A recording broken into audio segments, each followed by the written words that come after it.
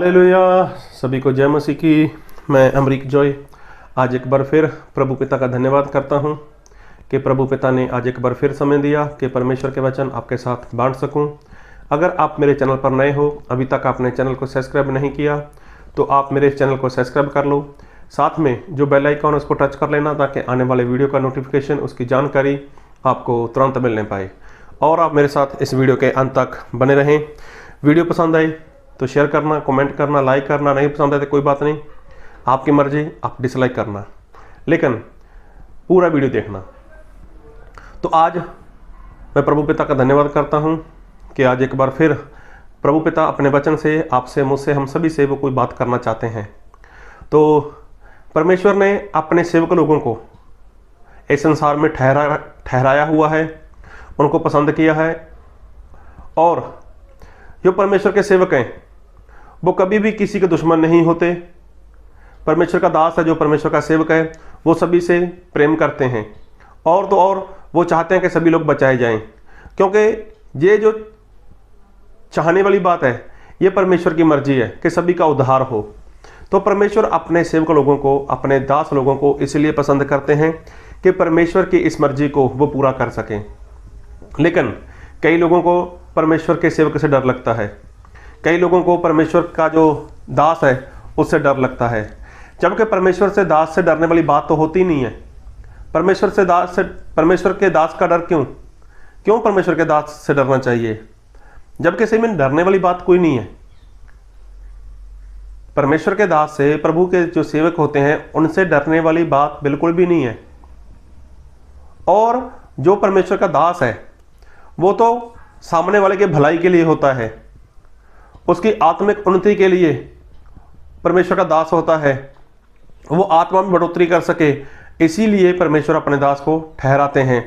और एक वचन पढ़ूंगा आपके लिए, मैं पढ़ूंगा रोमिया उसका 13 अध्याय और उसके 4 वचन से। क्योंकि वह तेरी भलाई के लिए परमेश्वर का सेवक है। देखो, इंसान क्या है?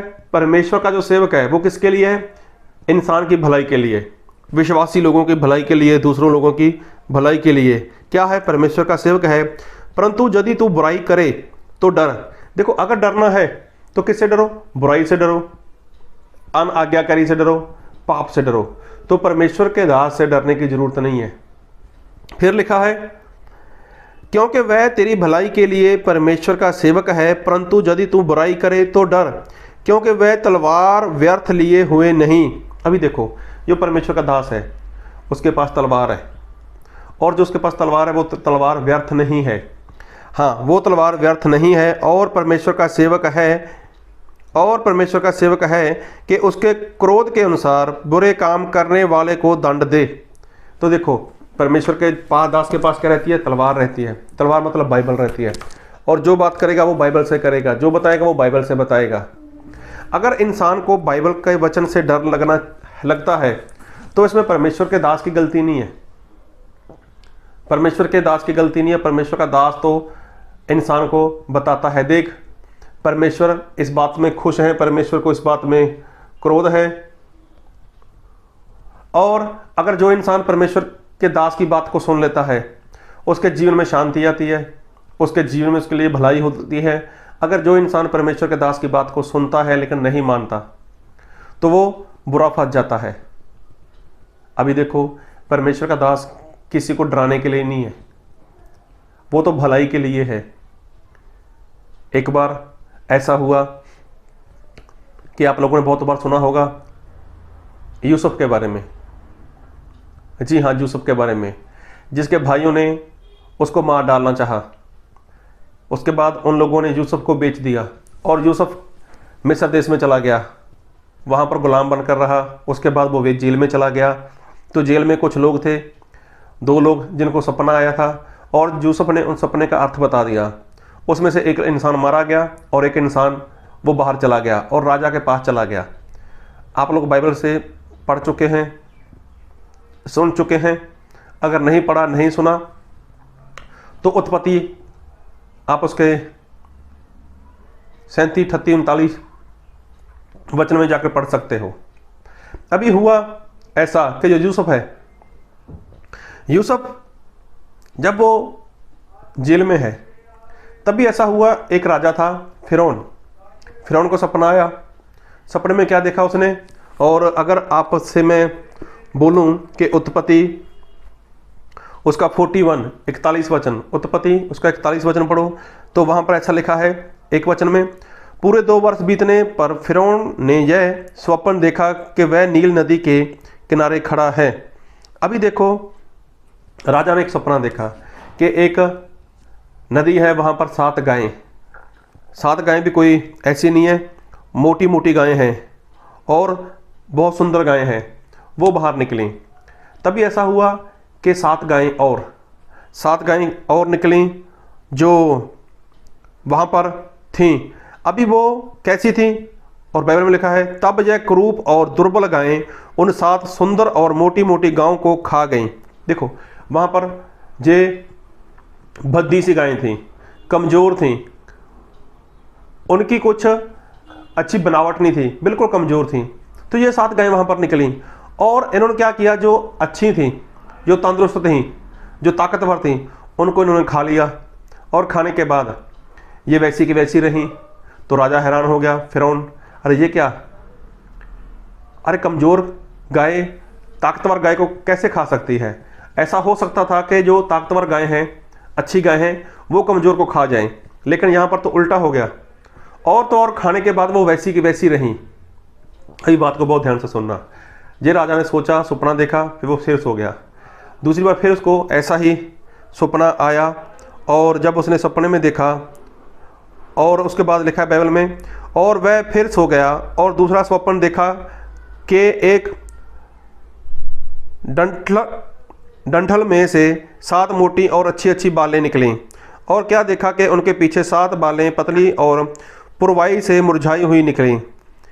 अभी देखो, वहाँ पर 7 बालें निकलीं जो खूबसूरत थीं, अच्छी थीं, बढ़िया थीं, लेकिन उसके बाद कमज़ोर सी निकलीं, और इन 7 कमज़ोर ने उन बालों को फिर खा लिया और वे फिर वैसी की वैसी रहीं।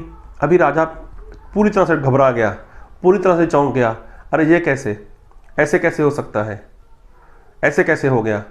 अब ये बात हो गई तो राजा सुबह उठा तो उसने अपने लोगों को बुलाया, अरे मेरी बात सुनो, मैंने एक सपना देखा है, उसका अर्थ बताओ। अभी ऐसा हुआ कि वहाँ पर कोई ऐसा इंसान था ही नहीं कि जो उसको सपने का अर्थ बता सके। अगर आप चाहो तो उत्पत्ति 41:41 इसको आप पूरा पढ़ना, पता चल जाएगा। तब ऐसा हुआ कि जो वहाँ जेल में से एक कैदी बाहर निकला था, तो वो राजा का खास आदमी था, और उसको याद आया, अरे हाँ, एक बार ऐसा हुआ मेरे साथ, आज से तकरीबन 2 साल पहले 2 साल पहले ऐसा हुआ था। मैं जेल में था और वहाँ पर मेरा एक और साथी था, हम दोनों जेल में थे। तो हमें भी एक सपना आया था, और सपने का अर्थ, वहाँ पर एक लड़का था जिसने हमें सपने का अर्थ बता दिया। तो वो लड़का जिसने हमें अर्थ बताया था वो अभी तक जेल में ही है, वो लड़का अभी तक जेल में है। तो ये बात उसने राजा को बता दी, राजा ऐसा ऐसा मैंने सपना देखा था और ऐसा ऐसा उसका अर्थ मिला था, और अगर आप सपने का अर्थ जानना चाहो तो उस इंसान को बुलाओ, तो वही आपके सपने का अर्थ बताएगा। अभी देखना, ध्यान से सुनना। राजा को जब ये बात पसंद आई तो राजा ने उस लड़के को बुलाया, और वो लड़का था कोई और नहीं, यूसुफ। तो यूसुफ जब राजा के सामने खड़ा हो गया तो राजा का उसने सपना सुना, और दोनों सपने सुने।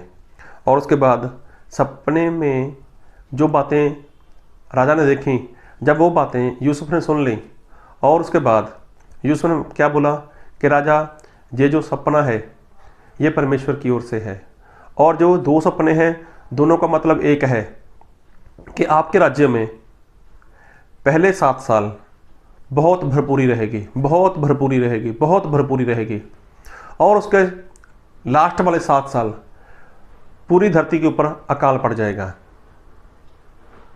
लेकिन ये बात बताई, जब ये बात बताई तो उसके बाद राजा ने जब ये बात सुनी, राजा बहुत खुश हो गया, और साथ में उस राजा ने जब ये बात सुनी तो उसको ये बात दिखाने के बाद, अब हम बाइबल से पढ़ेंगे वचन, उत्पत्ति उसका 41:41 उसका 33 वचन। इसलिए अब फिरौन किसी समझदार और बुद्धिमान पुरुष को ढूंढकर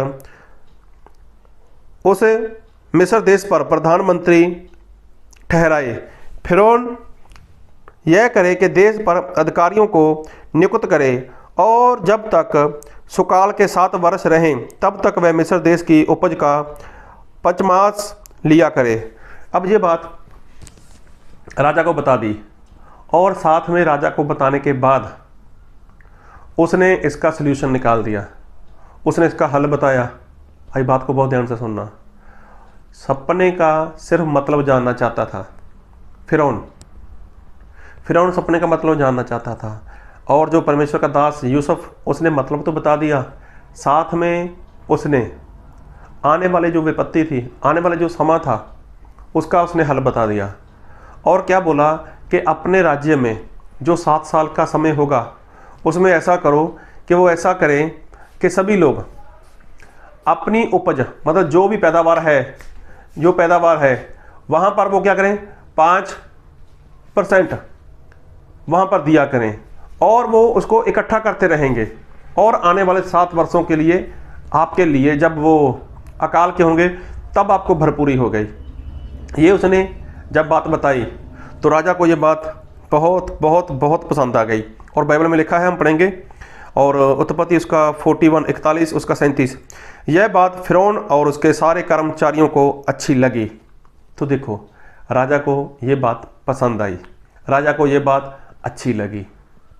और देखना राजा ने क्या बोला कि इससे अच्छा इंसान मेरे राज्य में और कौन हो सकता है, परमेश्वर का आत्मा इसके अंदर है।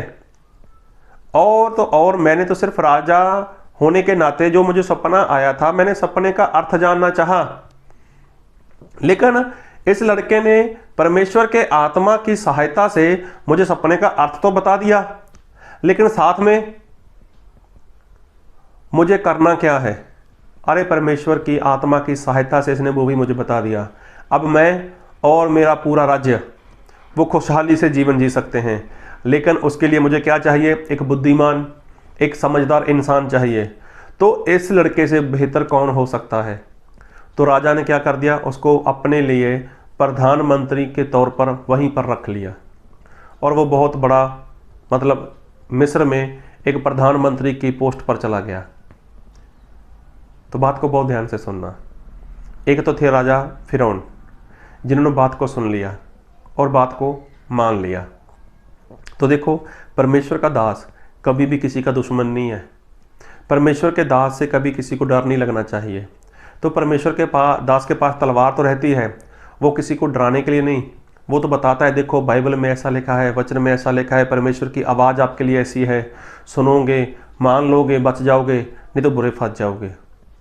अभी ऐसा ही हुआ एक बार ऐसा हुआ तो एक परमेश्वर का जन था दानियल, और दानियल के समय में ऐसा हुआ, एक राजा था, उस राजा का नाम था नबूकदनेस्सर। तो उसने सपना देखा। तो सपना क्या देखा कि एक बहुत बड़ा सा पेड़ है, और बहुत बड़ा सा पेड़ है, वृक्ष है, और उसके बारे में जब उसने सपना देखा तो राजा डर गया, घबरा गया। अरे ये क्या कहना चाहता है, मुझे बताओ कोई। लेकिन वहाँ पर कोई था ही नहीं उसको कोई अर्थ बता सके। तो उसी समय में दानियल वो वहीं पर रहा करता था, वहीं पर वो और उसके लोग गुलाम थे। तो फिर दानियल के पास ये बात पहुंची। तो दानियल जब राजा के पास गया, तो आप पढ़ना चाहो दानियल उसका 4 अध्याय, मैं चाहता हूँ आप पूरा पढ़ना, और उत्पत्ति के बारे में मैंने जो बोला वो भी आप पूरा पढ़ना। तो यहाँ पर दानियल के पास ये बात आई, तो दानियल ने जब ये सपना सुना, ये बात जानी, और उसके बाद वो तो बेचैन हो गया, घबरा गया। अरे ये क्या हो गया, ये कहना क्या चाहता है सपना। वो उसका अर्थ तो जान चुका था, लेकिन बात को बहुत ध्यान से सुनना, और मैं उसका अर्थ बताऊंगा आपके। उसने क्या बताया, दानियल उसका 4 अध्याय और उसके 20 वचन। और दानियल ने उसका जो अर्थ बताया था, जिस वृक्ष को तूने देखा जो बड़ा और दृढ़ हो गया और जिसकी ऊंचाई स्वर्ग तक पहुंची और जो पृथ्वी के सिरे तक दिखाई देता था, जिसके पत्ते सुंदर और फल बहुत थे और जिसमें सभी के लिए भोजन था, जिसके नीचे मैदान के सब पशु रहते थे और जिसकी डालियों में आकाश की चिड़िया बसेरा करती थी। हे राजा, वह तू ही है। तू महान और सामर्थी हो गया, तेरी महिमा बड़ी और स्वर्ग तक पहुंच गई, और तेरी प्रभुता पृथ्वी की छोर तक फैली है। हे राजा, तूने जो एक पवित्र पहरुओं को स्वर्ग से उतरते और जय कहते देखा कि वृक्ष को काट डालो और उसका नाश करो, तो भी उसके ठूंठ को जड़ समेत भूमि में छोड़ो, और इसको लोहे और पीतल और के बंधन से बांधकर मैदान की हरी घास के बीच में रहने दो। वह आकाश की ओस से भीगा करे और उसको मैदान के पशुओं के संग ही भाग मिले, और जब 7 युग उस पर बीत ना चुकें तब तक उसकी ऐसी ही दशा रहे। और उसने बताया, हे राजा, इसका फल जो परम प्रधान ने ठान लिया है कि राजा पर घटे, वह यह है कि तू मनुष्यों के बीच से निकाला जाएगा और मैदान के पशुओं के संग रहेगा। तू बैलों के समान घास चरेगा और आकाश की ओस से भीगा करेगा, और 7 युग तुझ पर बीतेंगे, जब तक कि तू ना जान ले कि मनुष्यों के राज्य में परम प्रधान प्रभुता करता है और जिसे चाहे वह उसे दे देता है। उस वृक्ष के ठूंठ को जड़ समेत छोड़ने की आज्ञा जो हुई है, इसका अर्थ ये है कि तेरा राज्य तेरे लिए बना रहेगा, और जब तू जान लेगा कि जगत का प्रभु स्वर्ग ही में है, तब तू फिर से राज्य करने पाएगा।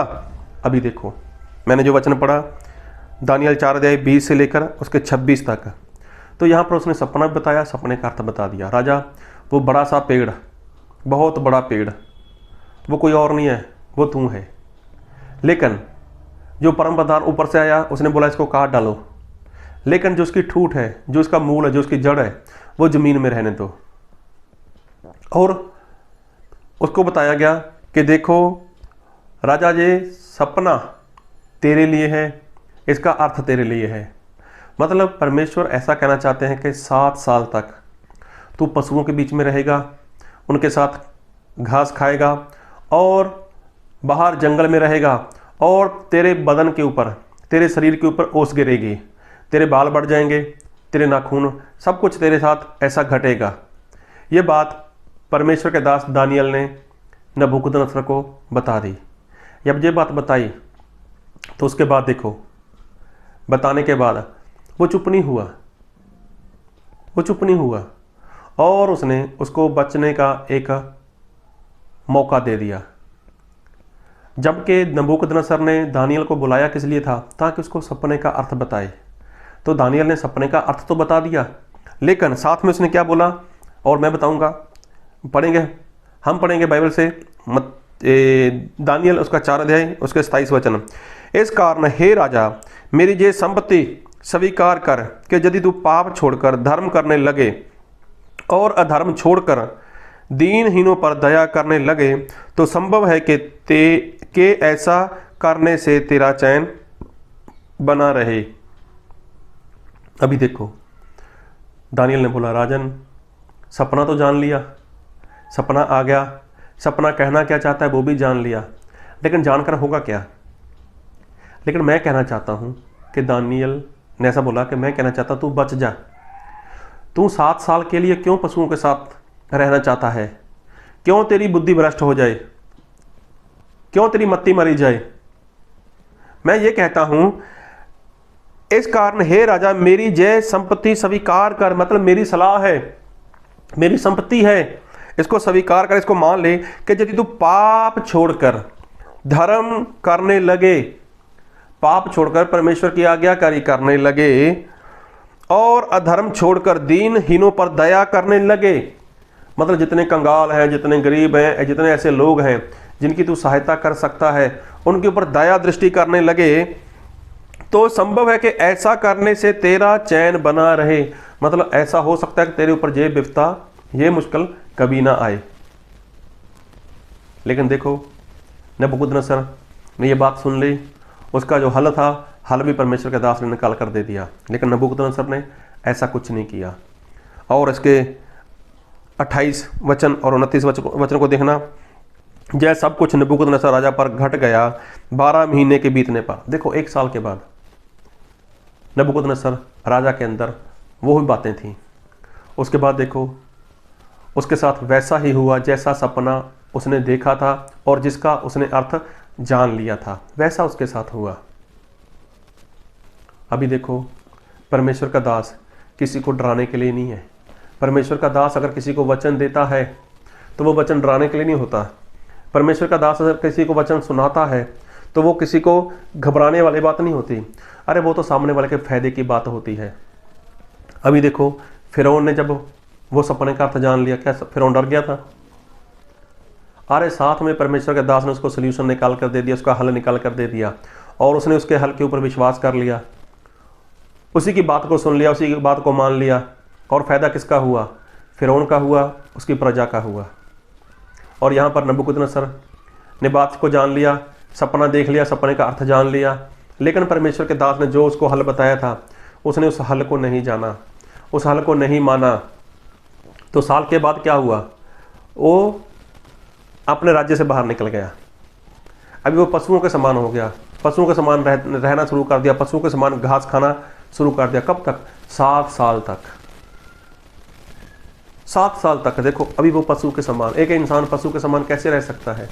लेकिन नबूकदनेस्सर रहा। क्यों रहना पड़ा? क्योंकि उसने परमेश्वर के दास की बात को सुना नहीं, परमेश्वर के दास की बात को माना नहीं। अभी देखो फिरौन, उसने बात को सुन लिया, वो डरा नहीं, घबराया नहीं। तो परमेश्वर का दास कभी भी किसी को डराता नहीं है। तो परमेश्वर के दास से कभी डरना नहीं चाहिए। अगर वो परमेश्वर का वचन लेकर आएगा, वचन क्या है? वचन तलवार है। अगर वो तलवार लेकर आएगा तो तलवार क्या करेगी? वो आपके फायदे के लिए होगी, आपकी रक्षा के लिए होगी, आपकी आत्मा की उन्नति के लिए होगी, बढ़ोतरी के लिए होगी। तो परमेश्वर का दास, परमेश्वर ने ऐसे नहीं रखा हुआ कि आपको डराएगा, धमकाएगा या ऐसा कुछ करेगा। अरे परमेश्वर का दास क्या करेगा? आपके बीच में और परमेश्वर के बीच में वो एक बिचौले का काम करता है, मध्यस्थ है। परमेश्वर जो कहेंगे वो आपके लिए बता देंगे। आप जो करोगे, आप जैसा करोगे, वो क्या करेंगे? आपकी बात जाकर परमेश्वर को बता देगा। परमेश्वर वो नहीं मानता, जैसा आपको सही लगे वैसा करो। अगर आप मान गए तो परमेश्वर के आगे बेनती करेगा, परमेश्वर वो मान गया है, उसके ऊपर दया कर दो, उसके ऊपर अपना रहम कर दो। तो परमेश्वर का दास ये काम करता है बीच में। तो फिरौन ने परमेश्वर के दास की बात को सुना, माना और वो सफल हो गया। तो नबूकदनेस्सर ने परमेश्वर की बात को सुना, परमेश्वर के दास की बात को सुना, लेकिन माना नहीं, लेकिन बहुत बड़ी विपदा में फंस गया। तो आप खुद को देखो, आपके पास कितनी बार परमेश्वर का दास आया, कितनी बार आपके पास परमेश्वर के वचन लेकर आया, और कब कब आपने माने और कब कब आपने नहीं माने। आपको मानकर कौन सा नुकसान हुआ या ना मानकर आपको कितनी बड़ी मतलब घाटा हुआ, आप अच्छे से जानते हो। आपने परमेश्वर की बात को माना, क्या कभी आपको घाटा हुआ? कभी नहीं हुआ। आपने परमेश्वर के दास की बात को सुना, नहीं माना, तो देखो कितना बड़ा घाटा आपने देखा। तो प्रभु आप सभी को बहुत आयत की आशीष दे। और जब भी परमेश्वर का दास बाइबल से आत्मा और सच्चाई से कुछ सिखाए तो उसको सुनो, मानो, समझो और आज्ञाकारी करो। तो प्रभु आपके जीवन में शांति लेकर आएंगे, खुशहाली लेकर आएंगे और आपके जीवन में बहुत आयत की वो आशीष देंगे। आमीन।